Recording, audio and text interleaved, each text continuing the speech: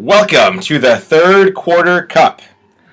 Yes, it is a very exciting day of the year. The 8th grade is extremely motivated to defend the title that they fought so hard for this past quarter. I know 5th grade, who got second place last time, is equally as excited to take home their first win and have the trophy for this third quarter. Now we've talked about the 8th grade, the 5th grade, the obvious favorites.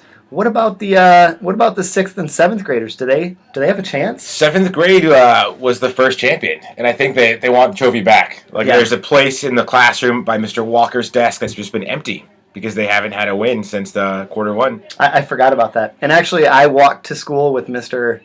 Walker this morning from the train, and he said the 6th graders have a plan. Wow. And he almost guaranteed victory. So Miss Bond has been talking about beating Mr. Walker all week and just saying, 5th grade is going to win, 6th grade's going down. So I think there's a rivalry there. There is a rivalry. Who has not wanted to beat Mr. Walker in some competition at some point? Can't wait for knockout today. Can't wait. It's going to be fun. It's going to be fun. All right, let's get to our very first competition called Go Fly a Kite.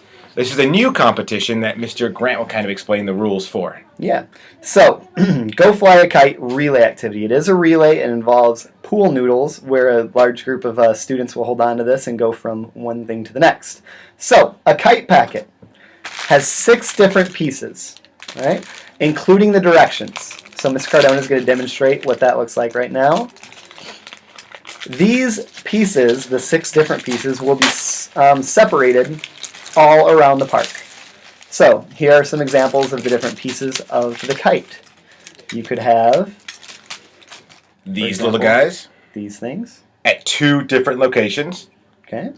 We also have the string. The kite itself. Actual kite itself. Nice. A tail. Tail. You can't have a kite without a tail. They say that. So those are the pieces. So 1, 2, 3, 4, 5, and the directions on the back of this make 6. Very nice. And without any piece, the kite will not be complete. Your team will not be able to win. Now, in 6 teams of 4 or less, depending upon the class size, because some classes are smaller, students will have to travel together while holding this swimming pool noodle to retrieve these pieces. So you need to work together to run around from one place to the next. If someone's hand is off or they're away, you'll just get a quick 30-second penalty. So don't get that penalty because people will beat you in other grades. Absolutely. So a 7th team, there's 7 different teams per grade, of 4 to 5 students will remain at the home base to construct the kite.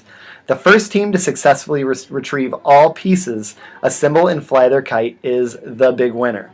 So remember, 7 teams of about 4 students, 6 of which will be going to the different stations, and 1 team that is the construction crew.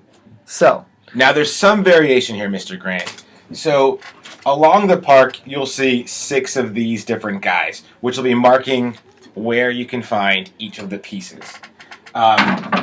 Number 1 will be the closest to home base. So if you have some members of your team who don't want to run too far, they should probably go for piece number 1. Number 6, that's going to be the farthest away on the opposite end of the park. You probably want your fastest runners going for number 6. And then whoever wants to stay back and build the kite, probably have your best builders remaining back because the first kite in the air is the winning group. So before heading to the park, I would decide, what teams are together holding the noodle, who's running to what number, how far they're going to run, who's constructing it. All of those things seem to be things I can do now and not waste time at the actual park. Yeah, that sounds right. Now, one last thing about this game. Does everybody in the grade need to participate? Oh, absolutely. Yeah, if you have people who don't want to run, have them build your kite. If you have, really fast runners, have them go for 6. But at some point, everyone must participate in some capacity. I like it. That sounds like a great competition. Let's hear what's next. All right, let's get to the directions for Scatterball, our second event of the day.